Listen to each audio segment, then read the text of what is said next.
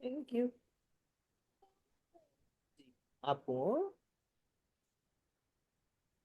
आम्हाला गाडी जाऊं दादा आधी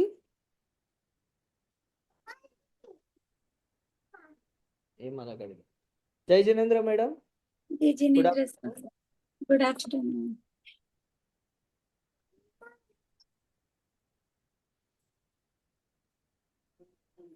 आपका खाना कितने बजे होता है madam? Sir 1 o'clock, 1 o'clock. 9 o'clock breakfast, 1 o'clock lunch और सनसेट के पहले dinner finish. Okay madam. And बच्चे कितने बजे जाते हैं सुबह? वो 7. लोग तो 7:30,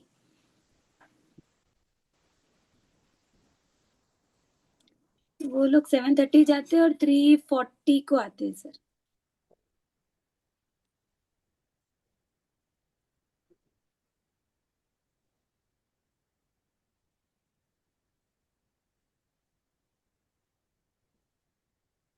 गौरव सर आ रहे हैं सर? जी मैडम, बस उन्हीं का वेट कर रहे हैं.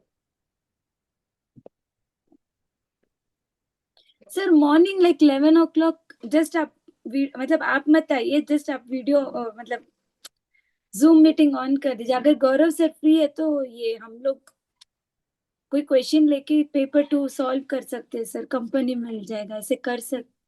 करेंगे मैडम, करेंगे.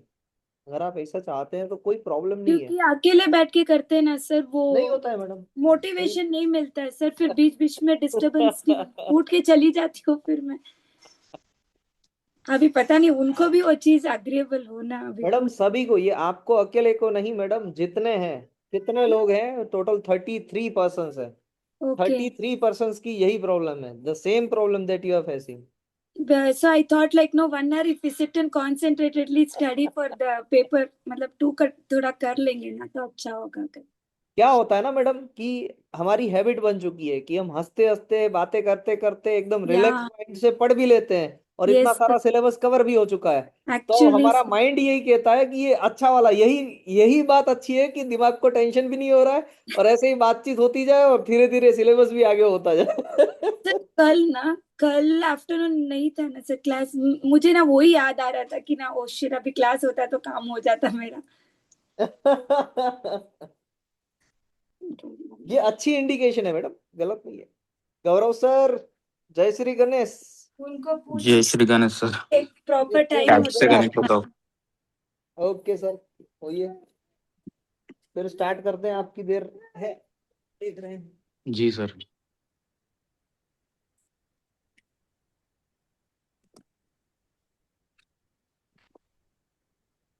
उनको ही पूछ लेते कॉमन टाइम कभी होगा तो पेपर जस्ट ऑन करके अपना अपना कर सकते।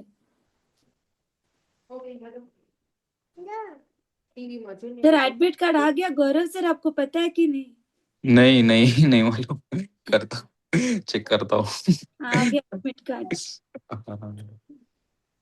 Recording in progress.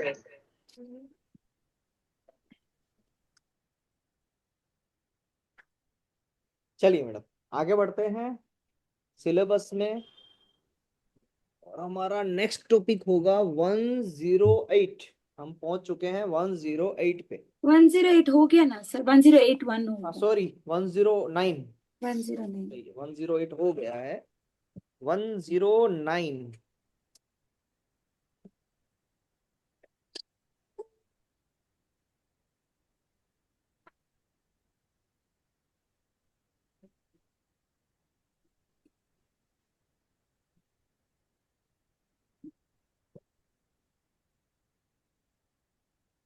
One zero nine में अगर मैं इस तरीके से ही क्वेश्चन को आगे बढ़ाऊं, तो क्वेश्चन ये है 109 में कि क्या एक्सक्लूसिव लाइसेंसी,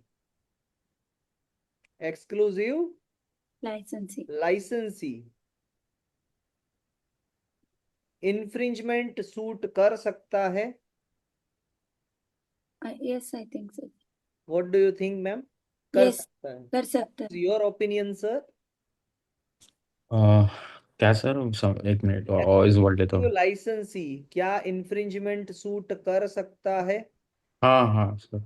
मुझे लगता है कमर्शियल एक्सक्लूसिव। वो कंपलसरी लाइसेंस वाला नहीं कर सकता। Exclusive licence is just like a patent he can do, is what I feel. Okay ma'am, तो yes, your answer is correct. exclusive licensee can do infringement suits.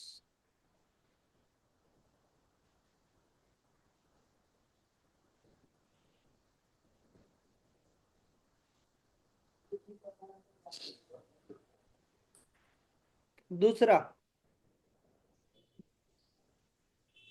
क्या exclusive लाइसेंसी को पेटेंटी की परमिशन लेनी जरूरी है in order to file infringement suit? No. No. No, no permission रेको। From patentee required. तो क्या अगर पेटेंटी आना चाहता है साथ में इंफ्रिंजमेंट सूट में, तो वो आ सकता है? Yes. Yes, patentee can participate,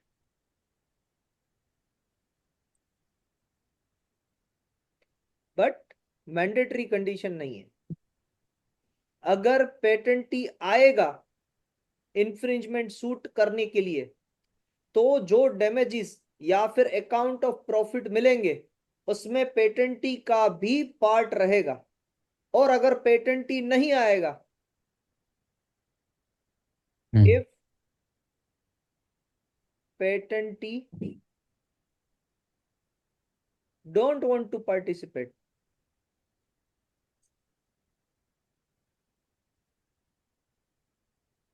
doesn't want to participate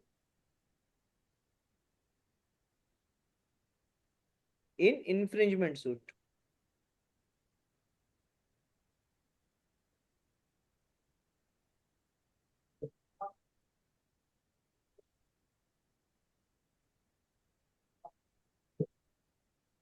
तो no cost should be avoided.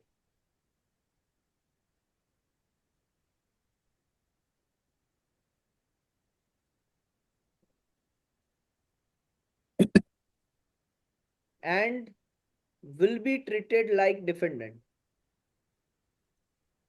Patent don't want to participate in impairment, so no cost should be avoided. And be treated as defendant. अगर वो participate ही नहीं करेगा तो defendant क्यों?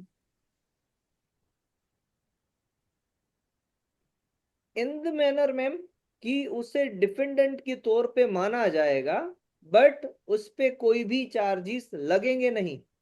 हालांकि वो defendant के साथ मिलके डिफेंस नहीं करेगा, Okay. बट उसे उस कैटेगरी में रखा जाएगा कोर्ट के मायने में। Okay. न्यूट्रल रह सकता है। न्यूट्रल हो गया, उसका फंक्शन न्यूट्रल होगा। हाँ। और कोई भी कॉस्ट, चाहे वो डैमेजेस मिले या अकाउंट ऑफ प्रॉफिट मिले, वो उसे नहीं मिलेगा।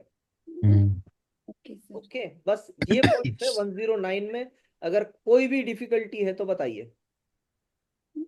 सर एक्सक्लूसिव लाइसेंस भी पेटेंट ही असाइन करते हैं ना सर? एक्सक्लूसिव लाइसेंसी भी पेटेंटी ही असाइन करते हैं। मैडम आप एग्जांपल देंगे कि किसको कहते हैं एक्सक्लूसिव लाइसेंस? आपके दिमाग में क्या है एक्सक्लूसिव, मगर किस चीज के लिए exclusive? Like for example only he can do it, उसी को पूरा all the permission given as a patent. That is called assignment. जो आप बोल रहे हैं उसे असाइनमेंट कहते हैं। Then what is the difference between assignment and exclusive licence? No sir, I don't know. You are a bit confused. Okay. Gaurav sir, do you know the difference between assignment and exclusive license? No sir. Okay, मैं आपको समझाता हूँ। अभी hot star आपको पता है, पहले hot star में बहुत सारी डिज्नी की मूवीज रखी जाती थी। Yes sir. हाँ, अभी अब उसको एक्वायर कर लिया किसने? जियो ने। जियो ने। तो अब बन चुका है वो जियो हॉट स्टार। स्टार। तो इसे कहते हैं असाइनमेंट। ये कंप्लीट एक्विजिशन है। यानी अब हॉटस्टार पे जितनी भी चीजें हैं वो किसकी है? जियो की है। इसे असाइनमेंट कहते हैं। ये एक्सक्लूसिव लाइसेंस नहीं दिया है हॉटस्टार वालों ने जियो को, ये एक्विजिशन हो रहा है। यस। और जब मान लीजिए, दूसरा एग्जांपल देता हूं, आप अपने एरिया में मैकडोनल्ड्स देखे आपने? मैकडोनल्ड्स। Yes sir. तो क्या मैकडोनल्ड्स पूरी उस पर्सन ने परचेज कर ली जिसके वो फ्रेंचाइजी। फ्रेंचाइजी है? नो। नहीं। उन्होंने क्या किया, मैकडोनल्ड्स वाले ने एरिया वाइज एक एक पर्सन को एक्सक्लूसिव लाइसेंस दे के रखा है कि ये एरिया में, ये पर्टिकुलर एरिया में आप ही फ्रेंचाइजी ओपन करेंगे, आपके सामने दूसरा कोई पर्सन नहीं आएगा। तो आप देखेंगे कि मैकडोनल्ड्स की फ्रेंचाइजी जहां पर होती है उसके कुछ एरिया में, कुछ किलोमीटर्स में और दूसरा मैकडोनल्ड नहीं होता है। नहीं हो सकता। करेक्ट करेक्ट, आई तो know. That is called exclusivity, कि उस एरिया के लिए उस पर्सन के पास एक्सक्लूसिविटी है कि वहां पर मैकडोनल्ड के ओनर भी नहीं आ सकते। So that is the example of exclusive licence. Exclusive licence किसी एरिया वाइज हो सकता है, स्टेट वाइज हो सकता है, कोई पर्पस वाइज हो सकता है। जैसे कि फॉर मैंने एग्जांपल अभी वो जर्मनी में उसको एक्सक्लूसिव लाइसेंस दे दिया गया, तो Exactly, दूसरे किसी को भी कि वो जर्मनी में वो लोग नहीं देंगे। बेच सके। Exactly ma'am. या फिर मैंने गौरव सर को कहा कि मेरी एक पेटेंट है गौरव सर, आप उसे सिर्फ गवर्नमेंट टेंडर्स भरने के लिए यूज कीजिएगा। गवर्नमेंट टेंडर्स में मैं आप बीच में हाथ नहीं डालूंगा। तो गवर्नमेंट टेंडर के लिए आपने एक्सक्लूसिवली गौरव सर को ही परमिशन दे दी। फिर गौरव सर ही वहां पर सारे काम कर सकते हैं, जयवीर भी कुछ नहीं कर सकता वहां पर। Clear? The exact difference between exclusive licensee and assignment is clear? Yes, clear clear. बहुत कम लोगों को पता होता है मैडम ये डिफरेंस। और जैसे आप कंफ्यूज होते हैं, वो जनरली 99% ऑफ लोग एक्सक्लूसिव लाइसेंस और असाइनमेंट में डिफरेंशिएट नहीं कर पाते हैं। Yes sir. वैसे है सिंपल सी चीज, इतना कोई बड़ा भी वो कोई तीर नहीं मार लिया है मैंने। Sir assignment. नो सर, ऐसे हम लोग पढ़ रहे थे, वैसा नहीं कि we should know what it is actually. Yes sir Gaurav. Sir assignment is nothing but the complete ownership. Assignment is nothing but the complete proprietorship, complete ownership. Proprietor. Proprietorship. 110। अब बात करते हैं जो मैडम ने कहा था वो दूसरे पर्सन की। क्या कंपल्सरी लाइसेंसी फाइल कर सकता है इंफ्रिंजमेंट सूट? नो। उसका भी आंसर है यस, ओ यस। वो भी कर सकता है। But compulsory licensee needs to take permission. Okay.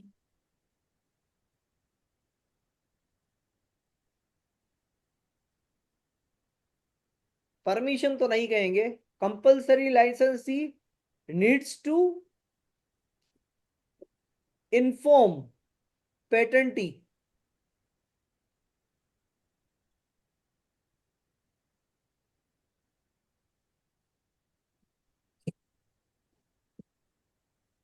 To take consent. Consent नहीं नीड बोलेंगे. To take consent of the patent, या फिर नहीं, need to inform, Consent. Inform ही है, Inform. कंसेंट भी नहीं है, Inform. कंसेंट भी नहीं है सर। वहां पर ऐसे है Inform. कि ये नीड टू इन्फॉर्म पेटेंटी यानी इंटीमेशन देना चाहिए कि परमिशन ही लेनी चाहिए. Two months before okay. Inform. Okay. Filing infringement suit. Okay. He has to inform before 2 months.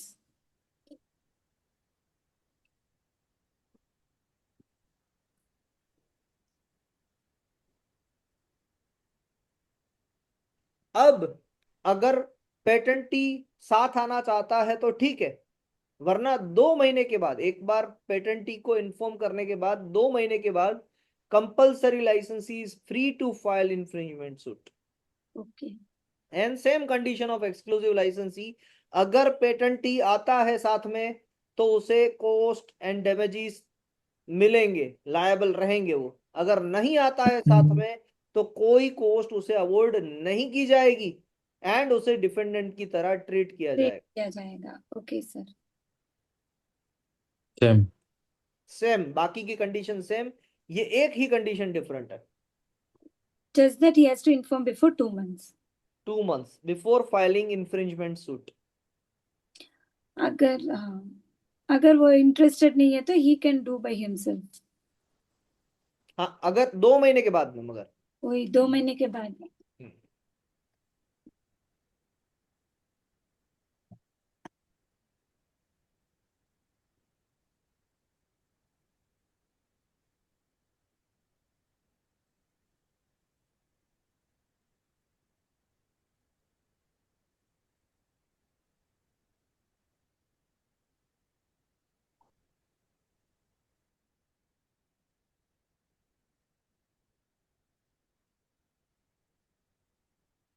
रखूं?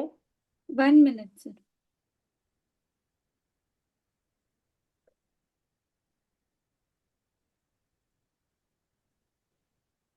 Done, sir. 111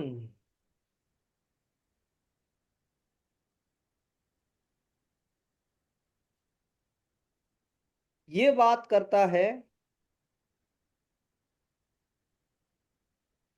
रिलीफ्स के बारे में। Okay. Relief in case of damages और relief in case of infringement.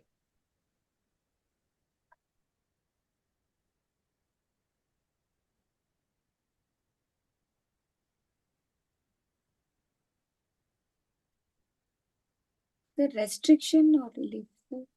Reliefs, मैं जिस तरीके से लिखता हूँ वही चीज लिखता हूँ, उससे Yes, मुझे कुछ लेना देना नहीं है कि उसमें क्या लिखा हुआ है Okay, okay, sir. एक्ट में। और इसका मीनिंग बनेगा एट द एंड, आप भी इसी तरीके से शायद इसको समझे। Yes, sir. यहाँ पर अगर इस सेक्शन को समझना है तो हमें पहले एक किरदार बनाना पड़ेगा अपना। हमारा किरदार है कि हम पेटेंट एजेंट बन चुके हैं और हमारे पास एक पर्सन आया है जिसपे ऑलरेडी इंफ्रिंजमेंट का सूट चला था और वो दोषी पाया गया है। यानी हमारे पास जो पर्सन आया है वो कौन है? इन्फ्रिंजर। इन्फ्रिंजर प्रूव हो चुका है, इन्फ्रिंजर ही हमारे पास आया है। अब वो हमारे पास क्यों आया है ये समझने के लिए कि मुझ पे इन्फ्रिंजमेंट का केस चल चुका है, मुझे डैमेजेस देने हैं। अब मुझे डैमेजेस में रिलीफ चाहिए कि कहां कहां पर मैं बच सकता हूं, कहां कहां पर मैं डैमेजेस देने से बच सकता हूं, वो मुझे बताइए। तो अगर कोई ऐसा क्लाइंट मेरे पास आता है तो मैं सबसे पहले उसे कहूंगा कि अगर पेटेंटेड प्रोडक्ट जिसको आपने इन्फ्रिंज किया है उस प्रोडक्ट पे product without patent number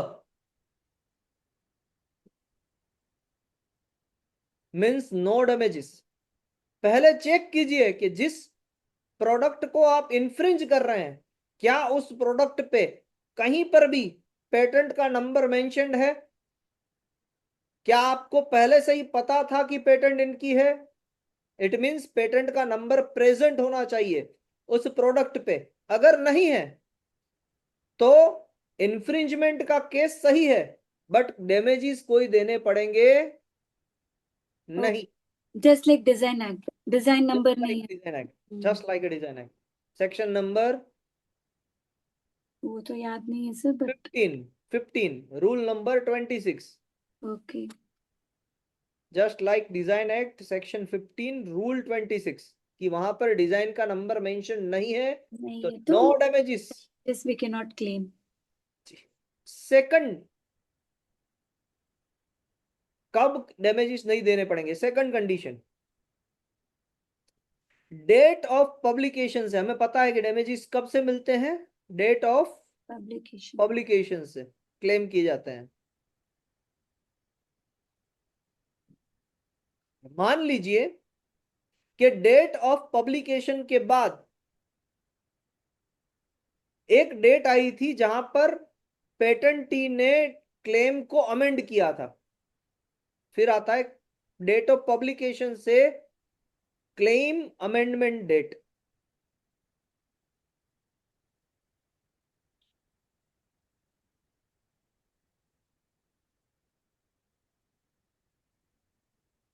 date of publication से डैमेजेस स्टार्ट होते हैं बट अगर जिस क्लेम को इन्फ्रिंज किया था इन्फ्रिंजर ने वही क्लेम को पेटेंटी ने अमेंड किया है तो डेट ऑफ पब्लिकेशन से date of amendment of claim के बीच में जो पीरियड आता है उसमें भी डैमेजेस नहीं देने पड़ेंगे क्योंकि इन्फ्रिंजर ने अमेंडेड क्लेम को इन्फ्रिंज किया है, अमेंडेड क्लेम को। तो उसकी इफेक्चुअल डेट डैमेजेस की अमेंडेड क्लेम डेट से होगी। अंडरस्टूड गौरव Yes. सर? म्यूट है आप, म्यूट है। सपोज जो भी इंफ्रिंज्ड वाला जो क्लेम है जो अमेंडमेंट में कर रहे होंगे तभी वो यहाँ पे कर रहे होंगे ना सर। Yes sir. यानी उनको एक रिलीफ दे रहे कि नॉट ओवरऑल पेटेंट कॉपी किया है, सिर्फ इंफ्रिंजमेंट वाला ही पार्ट उन्होंने कॉपी किया होगा जो आया हुआ जी है, जी जी। नॉट मान होल लीजिए, बट सम पार्ट। हाँ सम पार्ट। मान लीजिए कि आज दिसंबर में आपने इंफ्रिंजमेंट सूट फाइल किया, अब आपका पब्लिकेशन हो गया था जनवरी में हम्म और आपने क्लेम अमेंड किया था मार्च में। मैं लिख देता हूं हम्म यहाँ पर। आपका पब्लिकेशन हुआ था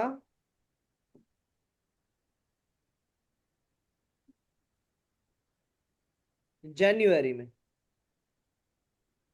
अमेंड किया आपने क्लेम को मार्च में और इंफ्रिंजमेंट सूट आप फाइल कर रहे हैं दिसंबर में। तो जो इन्फ्रिंजर है क्या उसे कहां से आपको डैमेजेस देने हैं, जनवरी से दिसंबर तक के या मार्च से दिसंबर तक? मार्च से दिसंबर। Gaurav sir sir. Sir it's depend, suppose हाँ इन डिपेंड, केस में वो अमेंडमेंट का ही क्लेम को इन्फ्रिंज कर रहा है, इसी क्लेम को वो हाँ इन्फ्रिंज कर रहा है। तो अमेंडमेंट से ही हाँ तो यहाँ पर डैमेजेस नहीं देने पड़ेंगे जनवरी से मार्च में, वो सेकंड कंडीशन है। सर अगर वो जनवरी का उसने कुछ इन्फ्रिंज किया तो मार्च तक ही मिलेगा। तो नहीं नहीं मैडम, हाँ हाँ सही है मैडम, अगर पहले वाले क्लेम को इन्फ्रिंज किया है, तो नहीं मार्च तक ही मैडम, उसका उस डैमेज। केस में फिर कुछ नहीं मिलेगा। पहले वाले क्लेम को अगर उसने अमेंड उसके इन्फ्रिंज किया है तो उसको कुछ नहीं मिलेगा मैडम, क्यों? क्योंकि वो अमेंड हो गया अभी। अमेंड हो गया तो फिर कुछ नहीं मिलेगा। ओके। अमेंडमेंट मीन्स मतलब सिर्फ चेंज हो गया सर, हाँ उसने चेंज कुछ हो गया चेंजेस किया है हम्म। तो तो कुछ नहीं ओके मिलेगा, चेंजेस हो गया। हाँ उसमें काउंटर कर सकते हैं। हम्म। प्रोडक्ट विदाउट पेटेंट,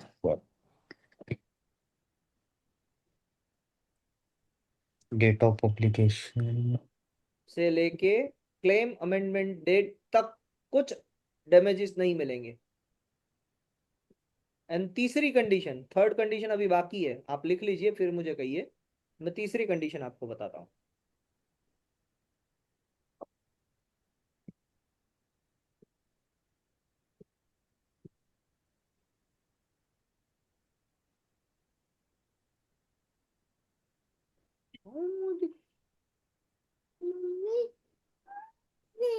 ए सच्चे।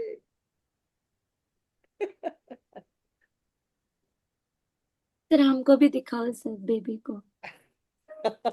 या Aangi, Aangi Aangi, what is her name? Aangi Aangi, nice. And Aagam, oh आंगी and आगम। ओ देखो हम लोग ही आपके पापा को रोज हाय से हाय, आई एम शीतल हियर। हाँ वो आपको देखती है, ऐसे ऐसे करती है। ओह आंगी हाय। हाय क्यों बताना, हाय, हाय क्यों, हाय। वेरी गुड, सर एकदम क्यूट है सर वो। Very good.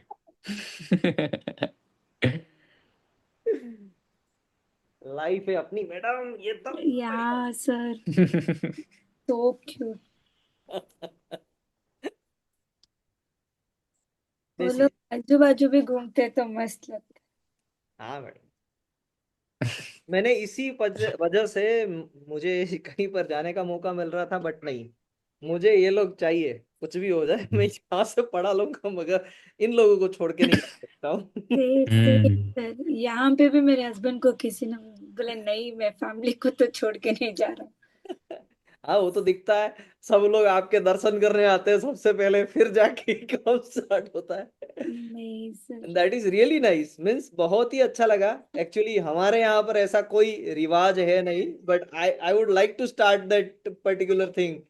मैं इनको सिखाऊंगा दोनों को कि सबसे पहले आप उठते हो ना तो पहले मम्मी का मुंह देखो, फिर आप जाओ। That is really nice.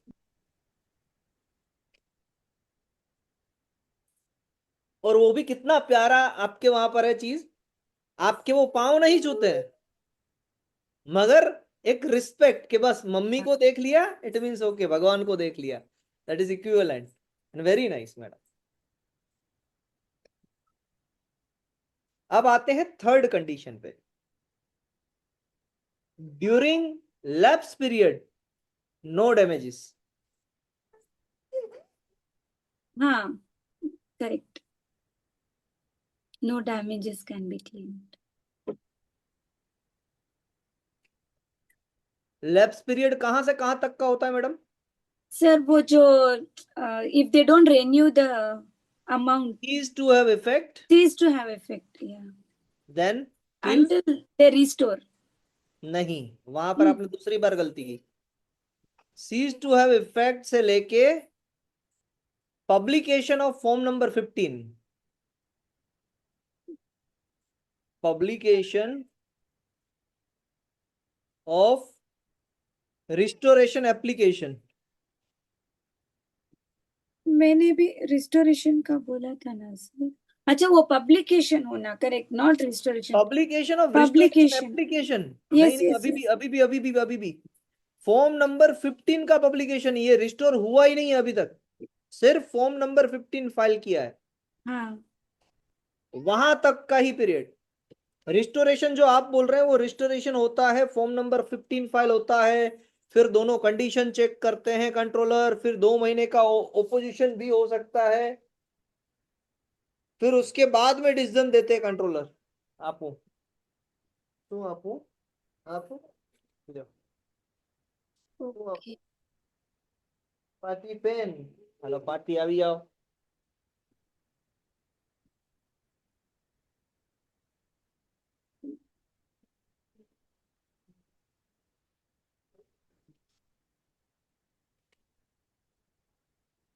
Hello party pen. जी मैडम, सर तो समझे आप? फॉर्म 15 जैसे ही हम लोग अप्लाई करते हैं वहां तक ही। बस उसका पब्लिकेशन होता है, अप्लाई करते हैं वो नहीं, फॉर्म 15 का पब्लिकेशन होता है यस आपको। यस। एसिया एसिया लैपटॉप आपको।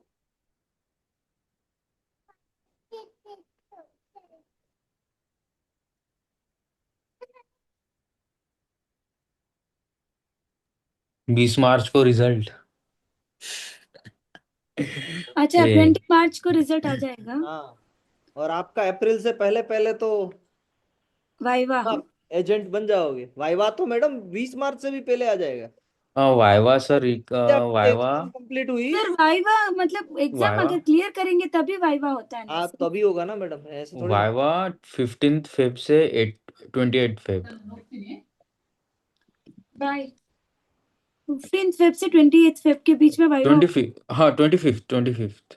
But if we clear how we will know that we have cleared the exam? आएगा रिजल्ट आएगा मैडम बाकायदा। 10th फेब को रिजल्ट आएगा, रिटर्न वाला। जैन 11th को एग्जाम लिखे होंगे और 10th फेब को हाँ, रिजल्ट। वन ओ, मंथ वन वो मंथ में 3 ही। हफ्ते ही बचते हैं बाद में, और कुछ नहीं है मैडम। अप्रैल से तो आप एजेंट बन जाओगे। सर कॉन्फिडेंट है ये तुम लोग क्लियर कर ही लोगे। सर पेपर 2 को भी टच नहीं किया है, अभी आज से कर रहा हूँ सर पेपर 2। बस उसी, अगर ये आपने एम्बिशंस रखा तो ही टच करोगे ना। आपने ऐसा सोच लिया है कि नहीं बनूंगा या नहीं बनूंगी पेटेंट एजेंट, तो थोड़ी ना पेपर 2 दोगे। तो सर हमारे वैसा यहाँ मुझे कहा जाता है, करना ही है सर। हाँ तो होगा ही मैडम, करना ही है तो होगा ही।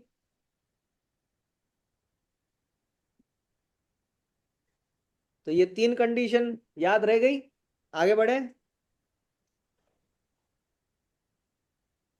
अब आते हैं 113 में, 112 ओमिटेड है, बहुत अच्छा लगता है कुछ ओमिटेड। आएगा अभी 113। 113 है सर्टिफिकेट ऑफ वैलिडिटी।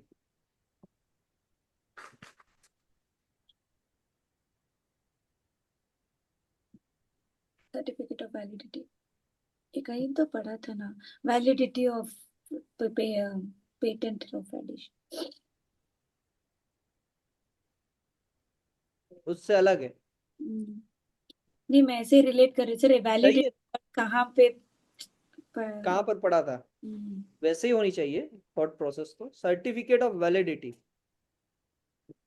इसको समझने के लिए 2 मिनट मुझे समझ लीजिए फिर लिखिएगा। Yes sir. मान लीजिए आप पेटेंटी है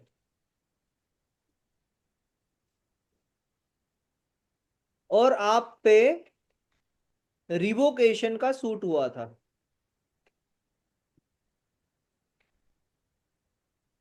and in that particular suit आप पे क्लेम को इनवैलिडेट करने की कोशिश की गई थी। मान लीजिए कि क्लेम 1 को टारगेट किया गया था इनवैलिडेट करने के लिए।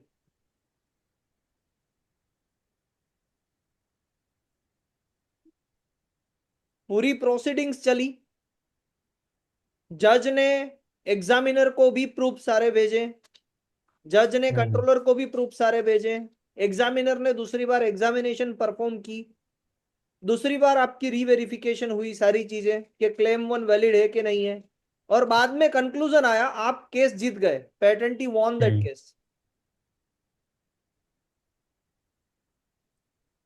इट मींस क्लेम 1 को डबल चेक किया गया और क्लेम 1 डबल चेक होने के बाद भी वैलिड रहा।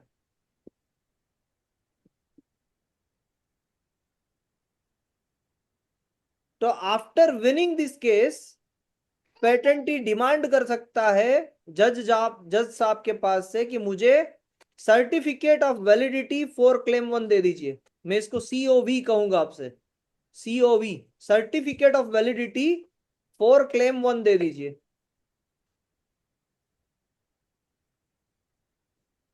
अब इसका फायदा क्या?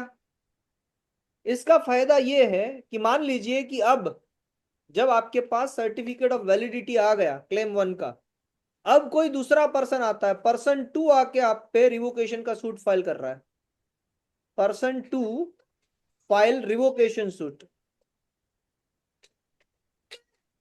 और वो भी सेम क्लेम 1 को ओपोज कर रहा है, और वो भी सेम क्लेम 1 को ओपोज कर रहा है। खोल, चालू कर दो ना, चालू कर दो, आले आले आले आले आले ले। और वो भी क्लेम 1 को इनवैलिडेट करने की कोशिश कर रहा है।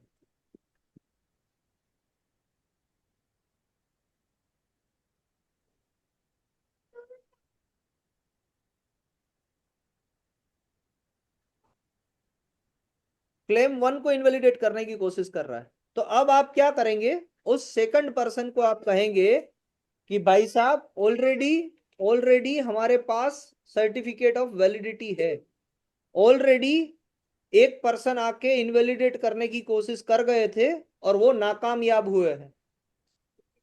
अब अगर आप करना चाहते हो इनवैलिडेट कर सकते हो, मगर अगर आप हार गए, अगर ये पर्सन हार गया,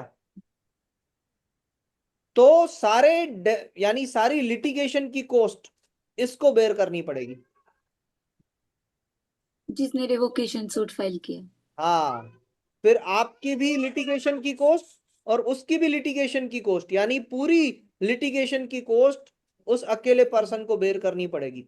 समझने के लिए, इनिशियल केस में क्या था कि गौरव सर थे पेटेंटी और मैंने उनको रिवोकेशन फाइल किया था, तो वहां पर उनके वकील का खर्चा उनको ही देना था, मेरे वकील का खर्चा मुझे ही देना था, क्योंकि वो फर्स्ट टाइम है। और गौरव सर जीत गए, गौरव सर को क्लेम 1 का वैलिडिटी ऑफ सर्टिफिकेट मिल गया। अब शीतल मैडम आप आ रहे हैं रिवोकेशन करने के लिए गौरव सर के सामने, और वो भी क्लेम 1 को ही रिवोकेशन करने के लिए आ रहे हैं दूसरी बार। तो गौरव सर आपको कहेंगे कि शीतल मैडम देखो, पहली बार जयवीर सर ने किया था, मगर क्लेम 1 वैलिड ही रहा है और क्लेम 1 की सर्टिफिकेट ऑफ वैलिडिटी मेरे पास है। तो अगर आप क्लेम 1 को इनवैलिडेट करना चाहते हैं, अपने प्रूफ को रखना चाहते हैं, रख सकते हैं, कोई प्रॉब्लम नहीं है। मगर अगर आप केस हार गए, अगर आप केस हार गए, तो सारी प्रोसीडिंग्स का खर्चा आप पे रहेगा, full cost awarded to you, all cost, या फिर इसे कहा जाता है full cost, because he has certificate of validity. that is the importance of certificate of The validity. same thing we have read in design, is it? Yes, in section number 23, Hmm. certificate of validity and groundless threats. Yes. अब कुछ ना समझ में आया तो पूछो या फिर लिख लो। सर, सर्टिफिकेट ऑफ वैलिडिटी के लिए रिवोकेशन का होना जरूरी है क्या? हाँ सर, या रिवोकेशन या फिर इनवैलिडेशन का सूट हुआ हो, invalidation itself is a part of a revocation process. हालांकि इनवैलिडेशन में आप ये भी कर सकते हो कि क्लेम 1 को इनवैलिडेट करने की कोशिश की गई है, अगर वो प्रूफ होता है कि क्लेम 1 इनवैलिडेट है, तो क्लेम 1 को निकाल के भी अमेंडेड एप्लीकेशन आगे बढ़ सकती है। वो अमेंडमेंट ऑफ दैट्स व्हाई हाँ, इनवैलिडिटी को एक छोटा सा रिवोकेशन का पार्ट मानते हैं। रिवोकेशन इट मींस पूरी पेटेंट रिवोक हो जाना, पूरा पेटेंट ही निकल जाना।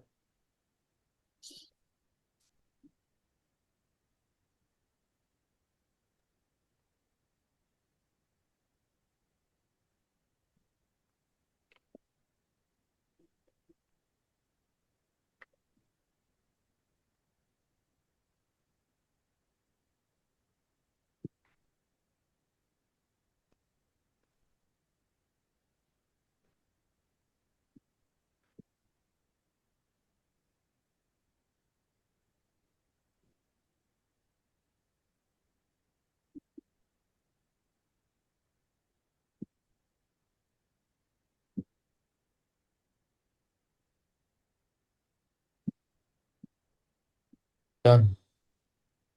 Done sir. The revocation file any person can do, right? Any person interested, revocation 3 लोग कर सकते हैं। Number 1 central government, number 2 any person interested, number 3 जिस पर्सन के ऊपर इंफ्रिंजमेंट सूट हुआ था और वो इंफ्रिंजमेंट सूट के काउंटर स्टेटमेंट में रिवोकेशन सूट कर रहा है। Okay. 1 minute, sir. I'll finish.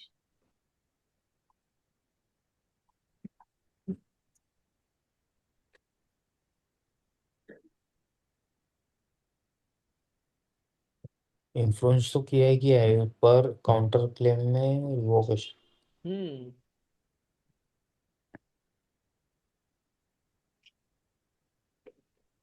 वो फिर डिफेंस हो गया ना, 64 को हाँ। डिफेंस के तौर पे तो ले सकते हैं। इन्फ्रिंजमेंट सूट अगर आप पे किया है किसी ने, तो आप 64 के ग्राउंड को डिफेंस के तौर पे ले सकते हो। तो आप क्या करोगे, 64 का ग्राउंड यूज करके उस पर्सन पे रिवोकेशन सूट।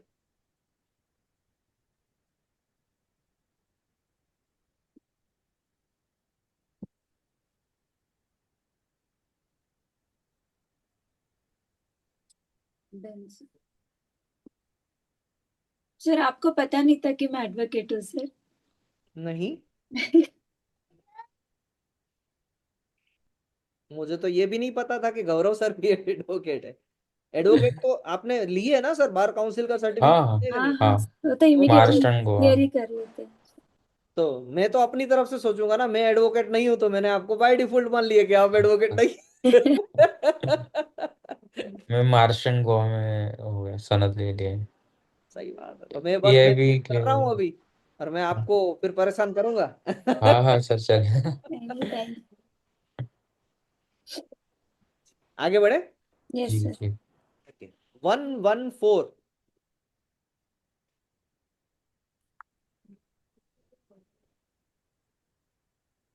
अब अगर हमारा क्लेम वैलिड था तो हमें क्या मिला? All cost change of certificate of certificate validity. Validity. सारी कॉस्ट सामने वाले को देनी पड़ी। अब मान लीजिए कि हमारी पेटेंट में, मैं 114 को कहता हूं कि हमारी पेटेंट में 4 क्लेम थे टोटल, 4 क्लेम्स वेर देयर, और 4 में से 3 क्लेम इनवैलिडेट हो गए।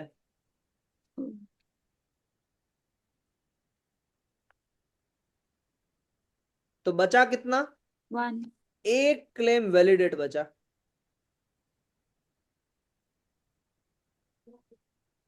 अब क्या होगा?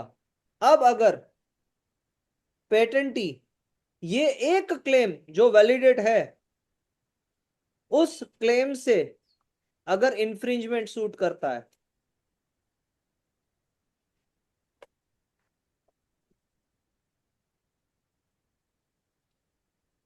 देखिए मैं भले ही यहां पर बोल रहा हूं कि पेटेंटी कर रहा है, बट आप समझ पा रहे हैं कि इंफ्रिंजमेंट सूट तीनों लोग कर सकते हैं, एक्सक्लूसिव लाइसेंसी, पेटेंटी भी, एंड कंपल्सरी लाइसेंसी भी, या फिर असाइनमेंट जिसने लिया है वो भी।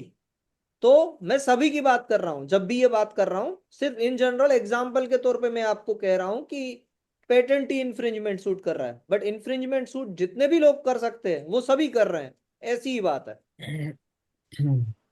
तो कंट्रोलर इसमें डैमेजेस, मान लीजिए कि इनिशियल लेवल पे है, इंफ्रिंजमेंट सूट चालू हुआ है, तो डैमेजेस देने से बचेंगे, या डैमेजेस कब देंगे और कब नहीं देंगे।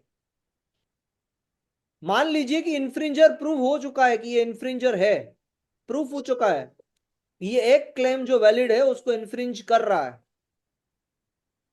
तब भी जो जज है वो जज साहब मुझे इंजंक्शन देंगे,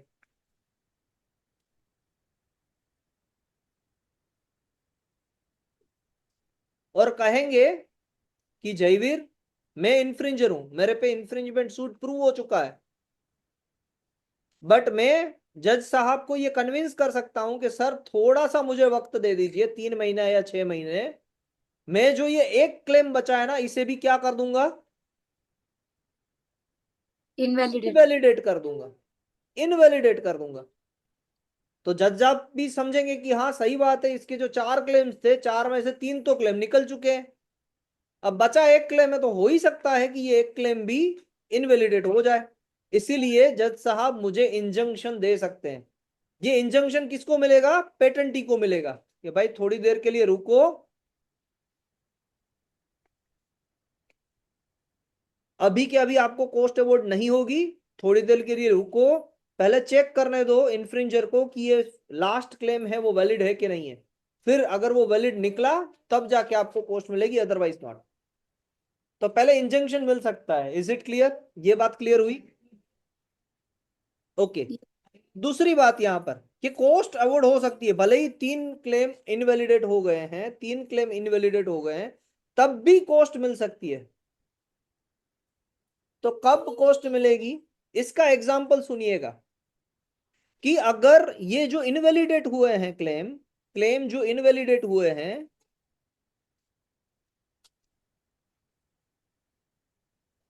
वो गुड फेथ में हुए हैं, एक तो बात है कि गुड फेथ में हुए हैं,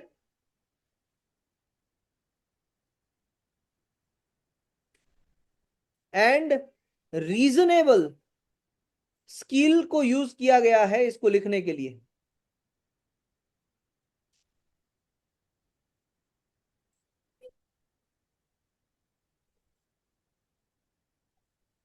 रीजनेबल स्किल से इसको लिखा गया है, जिस पर्सन ने भी लिखा है उसने ऐसे ही नहीं लिख दिया है, रीजनेबल स्किल से लिखा है उस क्लेम्स को। अब इसका मीनिंग क्या हुआ? ये जो वर्ड्स है ना, वही चीज डिफरेंशिएशन क्रिएट करते हैं। इसका मीनिंग है, मान लीजिए जिस दिन आपने पेटेंट फाइल की थी उसमें आपने 4 क्लेम्स रखे थे, और चारों के चारों क्लेम्स आपने प्रायर आर्ट सर्च करके रखे थे, आपने उससे पहले पूरा इत्मीनान से सारे पब्लिश्ड डॉक्यूमेंट देखे थे कि क्या आपका क्लेम कहीं पर आ रहा है कि नहीं आ रहा है, और कोई भी पब्लिश्ड डॉक्यूमेंट में आपको आपका क्लेम नहीं मिला। ओके। अब आप जब एप्लीकेशन फाइल करते हो, आप जब एप्लीकेशन को फाइल करते हो, उसके बाद में एक एप्लीकेशन पब्लिश होती है। कब? आफ्टर योर फाइलिंग डेट, उसके बाद में एक एप्लीकेशन पब्लिश होती है जो आपसे पहले प्रायोरिटी डेट रखती है। हो सकता है ना ये? हो सकता है सर। हाँ, तो उस प्रायोरिटी डेट की वजह से तीनों के तीनों क्लेम उस प्रायर डॉक्यूमेंट में अवेलेबल थे जो पब्लिश बाद में हुआ था। तो वहां पर आपका क्या कोई कसूर है? नहीं। नहीं। You are not at all in a fault position. आपने तो सही तरीके से गुड फेथ में ही लिखा था सारे क्लेम्स, आपने तो रीजनेबल स्किल के साथ लिखे थे सारे क्लेम, आपने तो पहले पुराने सारे डॉक्यूमेंट्स को देखे थे क्लेम के लिए। बट फिर भी बिकॉज कि पीछे कोई एप्लीकेशन पब्लिश हुई जिसकी प्रायोरिटी आगे थी, उसकी वजह से आपके 3 क्लेम इनवैलिडेट हो गए। तो तब कंट्रोलर देखेगा कि इसमें शीतल मैडम की कोई गलती नहीं है, इसलिए शीतल मैडम भले ही एक क्लेम उनका वैलिड है, मगर उनको कॉस्ट अवॉर्ड कर दो, उनको डैमेजेस लेने दो, उनको अकाउंट ऑफ प्रॉफिट लेने दो, क्योंकि बाकी के जो क्लेम्स है वो इनवैलिडेट क्यों हुए हैं? गुड फेथ में और रीजनेबल स्किल के साथ हुए हैं। अंडरस्टूड ये दोनों वर्ड का meaning? Yes sir. Any doubt in decoding of this act, इस सेक्शन? No sir. नो? तो लिख लीजिए बस।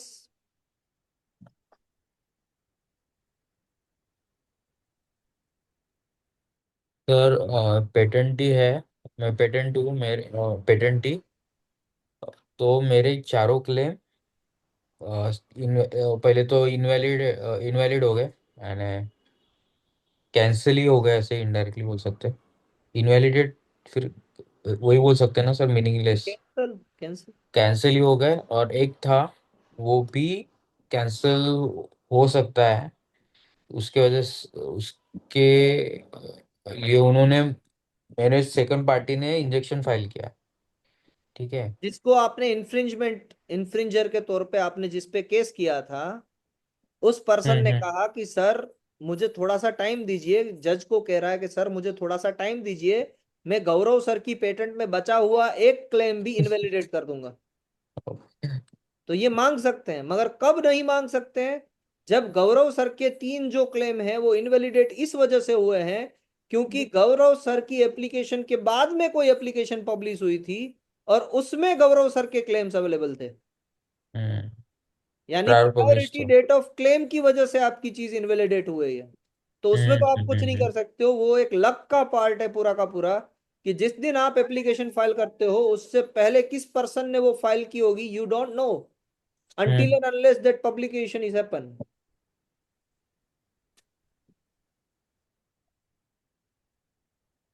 समझ में आ गई बात सर, गौरव सर? शीतल मैम?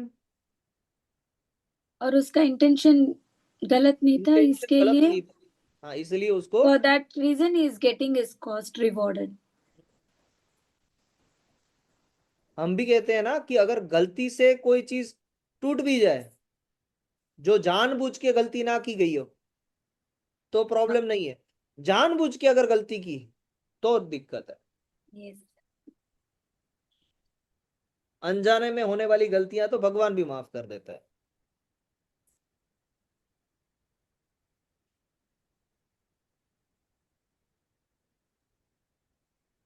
आगे बढ़े। फिर इसमें कॉस्ट वगैरह तो पूरे गई फिर, मैंने कॉस्ट जो नंबर ऑफ फॉर्म्स भरे और ये सर वो सब। लिटिगेशन की कॉस्ट हुई, वो कॉस्ट की बात नहीं है यहाँ पर। ये कॉस्ट आप इस तरीके से देखिएगा कि इन्फ्रिंजर को डैमेजेस या अकाउंट ऑफ प्रॉफिट देने, वो वाली बात है।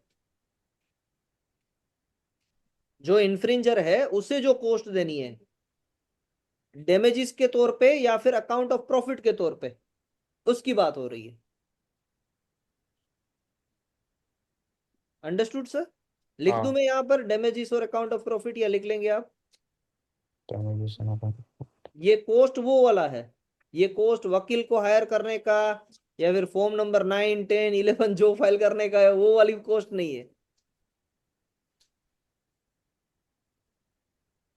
Okay sir. Okay, then next. Scientific adviser scientific adviser 115।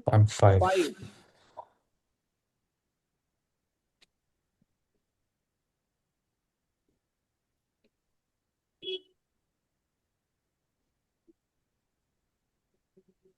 यहां पर बात है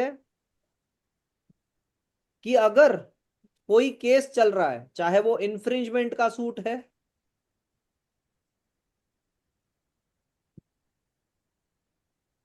चाहे वो रिवोकेशन का सूट है,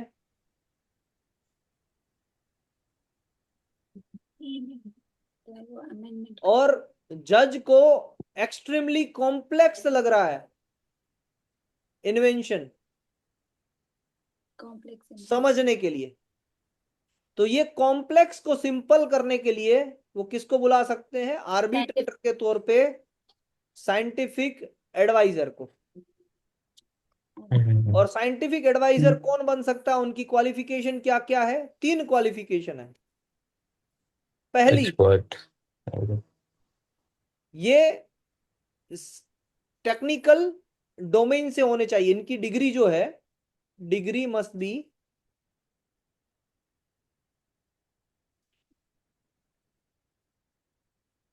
फ्रॉम साइंस और टेक्निकल डोमेन। तो टेक्निकल डोमेन में लिख देता हूं।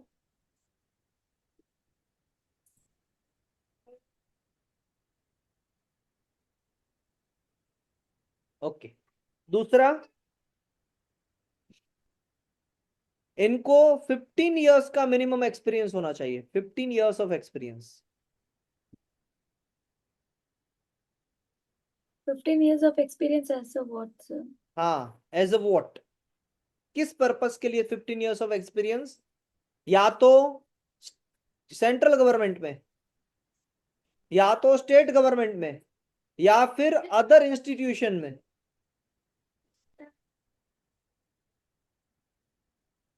As a technical. Responsible post पे, ऐसा लिखा हुआ है, रिस्पॉन्सिबल पोस्ट पे। Okay.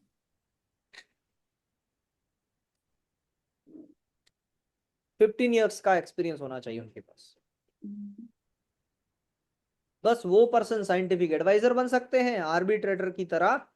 अगर कंट्रोलर कभी भी चाहे या फिर जज कभी भी चाहे तो उनको बुला सकते हैं, जो साइंटिफिक एडवाइजर है वो। और ये जो 3 कंडीशन है ये लिखी हुई है रूल नंबर 103 में।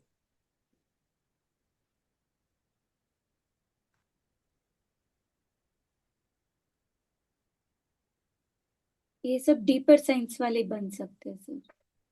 कौन से concept? Sir I am an all from, मतलब जैसे इंजीनियर्स, साइंटिस्ट, वो लोग बन सकते हैं। हाँ जी। मुझे तो कभी कभी इन्वेंशन समझ में भी नहीं आती। ये भी एक आर्ट है मैडम समझने में। इन आप अगर जैसे ही फाइल करने लगेंगे ना, अभी तो पेटेंट एजेंट बन जाइए, फिर फाइल करने के लिए मैं आपको सिखाऊंगा कैसे फाइल होता है। आपको तो बहुत सारा काम आएगा। इनफैक्ट आप हमें काम देंगे, आप मत काम कीजिएगा, हम लोग आपके लिए काम करेंगे। यस सर, बट आप एक्चुअली सीख ऑफिस लीजिए। में अभी भी पेटेंट आया हुआ है सर। बोलो क्या हुआ। मैं पता है मुझे कैसे पेटेंट करने का, मैं गई ट्रेडमार्क सीखने, और वहां पे उन्होंने पूछा कि ऑफिस में अभी पेटेंट का काम एक मतलब नॉट मच आ रहा है, तो फिर क्या करेंगे, पेटेंट ऑफिसर तो कोई है नहीं हमारे ऑफिस में।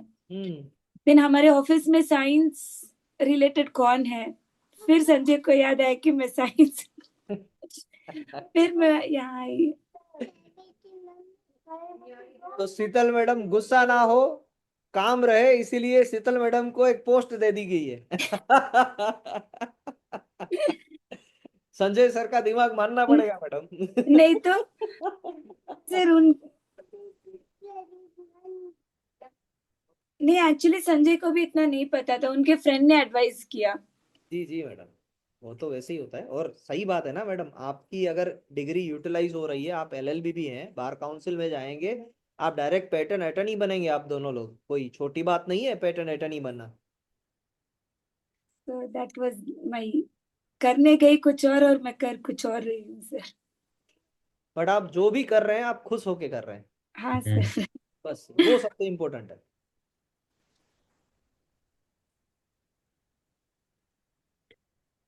आगे बढ़े मैडम। Yes yes sir. जी एक जी सेक्शन सर। है बस, 117A, इतना हमें करना था आज। 117A। ए। यहां पर अगर आप कंट्रोलर के किसी भी डिसीजन से, कंट्रोलर्स डिसीजन से सेटिस्फाइड नहीं है,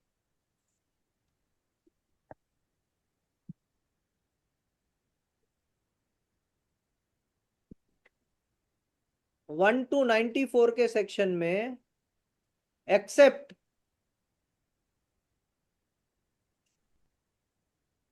हम्म। 1 to 94 के सेक्शन में एक्सेप्ट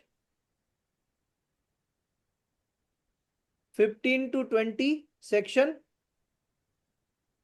एंड, और कौन से सेक्शन, 66, कंट्रोलर का वो 65।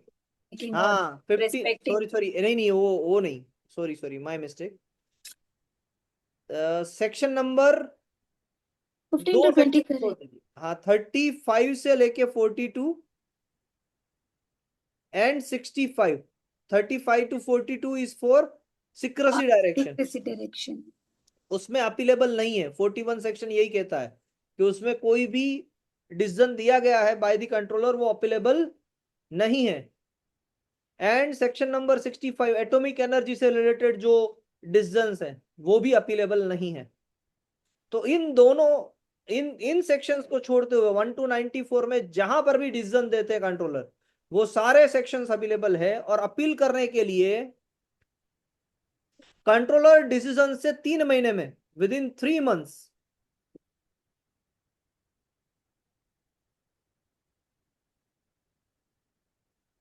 पहले वो जा सकते थे आईपीएबी में, इंटेलेक्चुअल प्रॉपर्टी एपेलेट बोर्ड, और अब वो जा सकते हैं IPD, intellectual property division eight high court. Division. आप कहेंगे तो मैं फुल फॉर्म वापस बोल दूंगा, बट इतना ही है बस ये सेक्शन।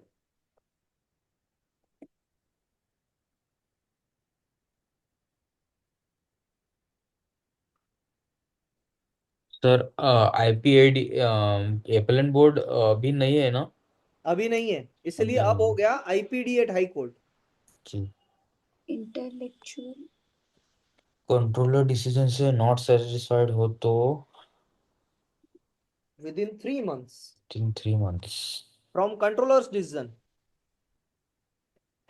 आईपीएबी में जा सकते हैं।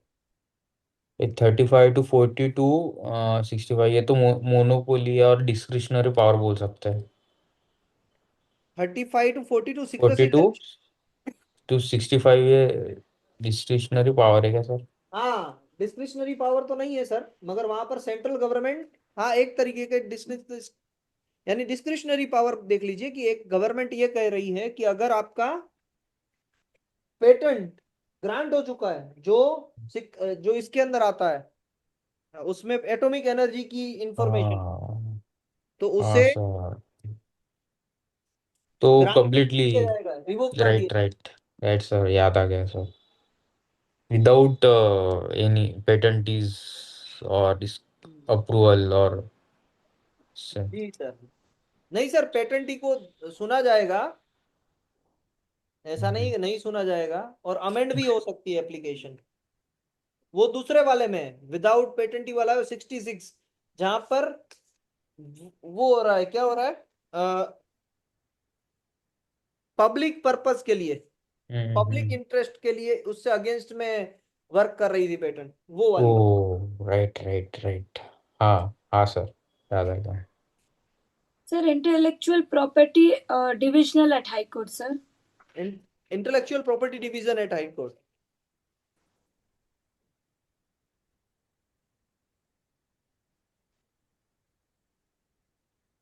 अब मैडम एंड सर, मेरी एक छोटी सी रिक्वेस्ट है कि जी अगर सर। हम ये क्लासेस को सुबह या तो 7:30 से 8 बजे या 8 से 9 बजे, आप जो भी कहे, वो दो टाइम पे आप अगर मुझे शिफ्ट करके दे सकते हैं तो it will be good for me. क्योंकि मैंने अभी सेशंस के टाइमिंग देखे मेरे आर्टिफिशियल इंटेलिजेंस के, वो सेशन के टाइमिंग सुबह 10:30 बजे से लेके, सुबह 10:30 बजे से ले नहीं 9:30 बजे से लेके 1:30 बजे तक, एंड 2:30 बजे से लेके 5 बजे तक है। ओके और अगर ये पॉसिबल नहीं है तो फिर मैं दोपहर के क्लासेस वहां पर बंक करूंगा, अगर पॉसिबल नहीं है तो। आई एम ओके मैम, आप मैडम, बताओ। आप 7:30 से 8:30 या फिर 8 से 9, और रात का सेशन हमारा कंटिन्यू कंटिन्यू है मैडम। देखिए, रात को तो हम मिलेंगे ही मिलेंगे, ये वाली बात नहीं ही नहीं नहीं है कि रात को रिवीजन नहीं करना है, वो तो सेशन परफेक्टली हमारा चलेगा ही चलेगा। सिर्फ आज नहीं है, हाँ जी, सिर्फ आज नहीं है। सिर्फ आज भी है सर, आज नहीं है आज वैसी बात नहीं है, आज भी है। नहीं, रिवीजन नहीं छोड़ना है सर, रिवीजन छोड़ दिया ना, अभी थोड़े ही दिनों बाकी है, रिवीजन नहीं छोड़ना है कभी भी। मैडम, आप 7:30 बजे तो फ्री नहीं होंगे, 7:30 बच्चे बजे तो जाएंगे, नहीं, तो 8 o'clock। 8 से 9 परफेक्ट रहेगा मैडम। ओके सर 8 से 9 मगर आपका एक्सरसाइज का टाइम है, 8 से 9 वो आप कुछ भी नहीं छोड़ते, मुझे पता है आपका स्टेटमेंट कि आप 8 से 9 कुछ भी हो जाए, एक्सरसाइज नहीं छोड़ना है, बाकी कुछ भी हो जाए। सर वो भी मंडे वेनेसडे फ्राइडे का ही है सर, बाकी दिन मुझे प्रॉब्लम नहीं है। तो ऐसा कर ले कि मंडे वेडनेसडे फ्राइडे 3 दिन सुबह ले ले, या फिर अगर आप एक्सरसाइज दोपहर को कर नहीं, सकते हैं, या मंडे वेनेसडे फ्राइडे में एक्सरसाइज करती हूँ सर, बाकी दिन सिर्फ मेरा तो प्रॉब्लम नहीं कितने है। बजे करते हैं, तो थोड़ा सा वो लेट कर सकते हैं क्या आप? ठीक है नौ सर, बजे मैं कुछ एडजस्टमेंट कर लूंगी, कोई बात नहीं सर। मैडम, श्योर ना, कोई डिफिकल्टी नहीं होगी ना आपको? नहीं नहीं, बात थोड़े दिन की तो बात है, है। बस 10 दिनों की बात है। हाँ sir, 8 to 9 we will do. तो फिर से कल तो मैं पहुंचूंगा वहां पर अराउंड 8-9 PM, 8-9 AM। तो कल हम शाम का ही सेशन रखेंगे, कल सिर्फ शाम का सेशन है। अगर मैं 2:30 बजे वहां पर, ऐसे ही आप बोल रहे हैं कि 2:30 बजे हम सेशन ऑन कर देते हैं और मैं आपको कुछ केस स्टडीज दूं जिसे आप लिखें हाँ और बाद में उसको हम चेक भी करें, तो वैसे चीज कर सकते हैं हम, मैं सेशन में ही रहूंगा, आप मुझसे चैट में कोई भी बात कर सकते हैं, सर, खाली मैं वही सर मैं आंसर नहीं दे सोची पाऊंगा, दैट आफ्टरनून इज ये नॉट। वाला टाइम आप जस्ट ऑन कर दीजिएगा सर। जी मैं और मैडम, गौरव सर पेपर 2 ड्राफ्टिंग वगैरह कर लेंगे हम दोनों। आप करेंगे 2018 का पेपर सोल्व, हाँ आप और गौरव सर 2018 का पेपर, इनफैक्ट गौरव सर और आप है ना, जैसे कि पेपर 1 है 2018 का, उसे डिस्कस कीजिए, या फिर हाँ पेपर 2 लिखना है तो लिखिए। सर, पेपर 2 करते सर, पेपर 1 तो फिर भी हम लोग सही है मैडम। तो तो 2018 का पेपर आप स्टार्ट करेंगे।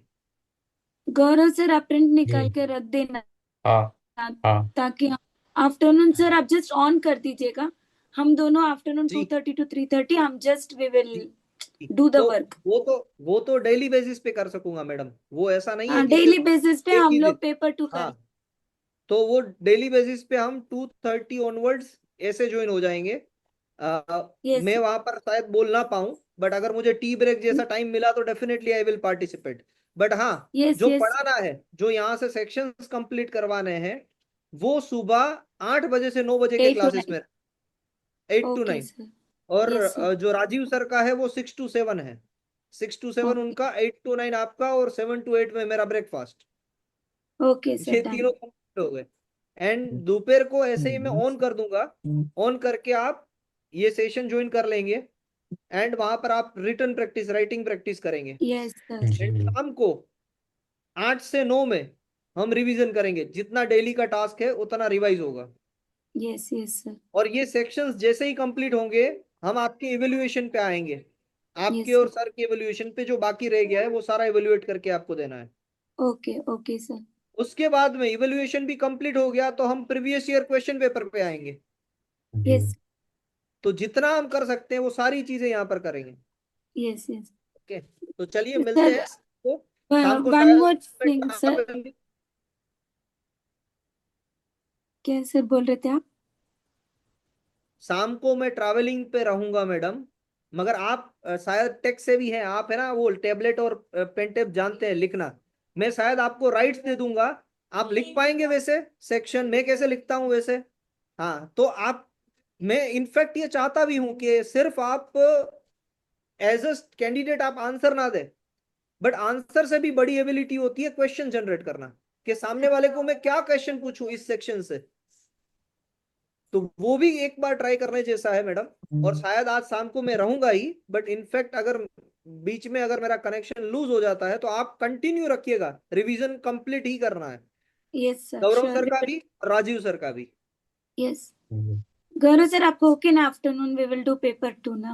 हाँ हाँ हाँ, करना ही है 100%। मैम, आप हाँ, पहले साथ ताकि में मतलब करेंगे तो हो जाएगा। कंपनी होगा तो हो जाएगा, हाँ नहीं तो हम लोग नहीं तो नहीं कर नहीं पाएंगे इसके लिए। हाँ, नहीं, राइट अप्रोच है मैम, हाँ। करना पड़ेगा। Yes sir. Sir section 119 amend हुआ है क्या सर? 100 एंड 19। नहीं मैडम, 120 से लेके 124 अमेंड हुए जन विश्वास बिल। ओके वो ओके। शायद आज शाम को, अगर नेटवर्क ठीक रहा तो मैं आज शाम को ही बता दूंगा, अगर नेटवर्क ठीक नहीं है तो मैं कल शाम को बता दूंगा, कल सुबह नहीं, कल सर सुबह नहीं, कल ही परसों कर सुबह लेंगे सर आपका। परसों सुबह मैडम, परसों सुबह। कल एक 17 है, 17 को मैं दीव पहुंचूंगा, अगर मैं पहुंचने के बाद कंफर्टेबल हूं तो मैं डेफिनेटली 7-8 बजे से पहले पहुंच गया ना मैडम वहां पर, तो मैं सेशन ले लूंगा। Done sir. Okay madam. So tomorrow class at 8 o'clock, right? Today night आज 8 आज ही o'clock? आज ही 8 बजे है। कल कल की बात कर रही हूँ सर। कल की बात मैडम, कल में ऐसा है कि मैं 8 बजे से पहले वहां वहां पर, अगर मेरी बस मुझे ड्रॉप कर गई तो 8 बजे, अगर नहीं हुआ तो शाम को 8 बजे। Okay sir, done done sir. एक एक दिन के लिए वापस 18 से हम कंटिन्यू हैं सुबह 8 बजे से, 8 से 9।